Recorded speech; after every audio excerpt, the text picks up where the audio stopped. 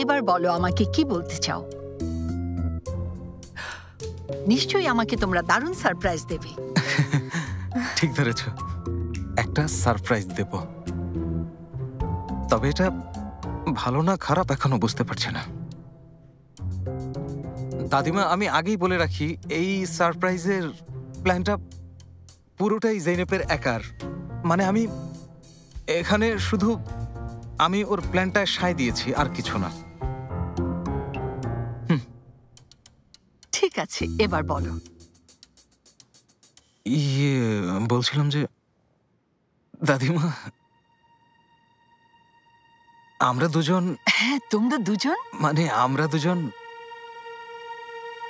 দুজনের আসলে বলতে পারবো না। আমি বলতে পারবো না। ফাতি, পাগলামি করো না, কথাটা এখনই বলতে হবে। যেহেতু তুমি প্ল্যান করেছো, তুমি প্ল্যান করেছে সেটা আসল কথা না। তোমার যখন এত সাহস, তুমি বলো। তোমার দাদিমাকে তুমি বলবে, আমি কেন বলতে যাব? এবার থামো তোমরা। আমি বুঝতে পেরেছি, তোমাদের নিশ্চয়ই দ্বিতীয় সন্তান আসছে। হ্যাঁ, ঠিক ধরেছো। চলো ভেতরে যাই। না না না না না, এমন কিছুই হয়নি। শুনুন না দাদিমা,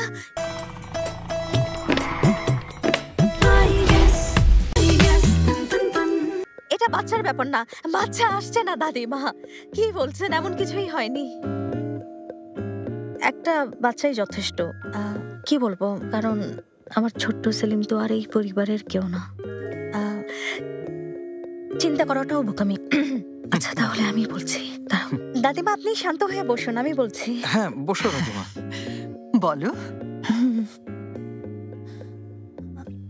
শুরু করি। শুনুন দাদিমা। না, বলবে না। ফাতি আর আমি। বললাম তো, বলো না। আমেরিকাতে আমাদের বিয়ে হয়নি দাদিমা। ইমাম ডেকে বাবা এখানেই পড়িয়েছিলেন। আর সেলিম ও ফাতির নিজের ছেলে না। আমার তেজি বাবার থেকে মুক্তি পেতে ভালোবাসার মানুষের হাত ধরে আমেরিকায় চলে গিয়েছিলাম, কিন্তু সে আমার গর্ভের সন্তান রেখে পালিয়ে যায়। সেলিমের জন্ম হওয়ার পর তাই আমাকে বাধ্য হয়ে পরিবারের কাছে ফিরে আসতে হয়েছিল। আর ফেরার পথে ফাতির সাথে প্লেনে পরিচয় হয়। সেও নাকি পরিবার থেকে পালিয়ে বেড়াচ্ছিল। যদিও আমরা পরিবারের হাত থেকে বাঁচার জন্য নাটক হিসেবে আমাদের সম্পর্কটা শুরু করেছিলাম, পরে আমরা বুঝতে পেরেছি দুজন দুজনকে পছন্দ করি, আর পছন্দ থেকেই ভালোবাসা। আমরা দুজনকে ভালোবেসে ফেলেছি, আর তখন থেকেই আমাদের ভালোবাসার সম্পর্কের সূচনা। এতক্ষণ এই কথাগুলোই বলতে চাচ্ছিলাম। আমাদের বিয়ের রেজিস্ট্রি হয়নি, আর সেলিমও আপনাদের রক্তের কেউ না।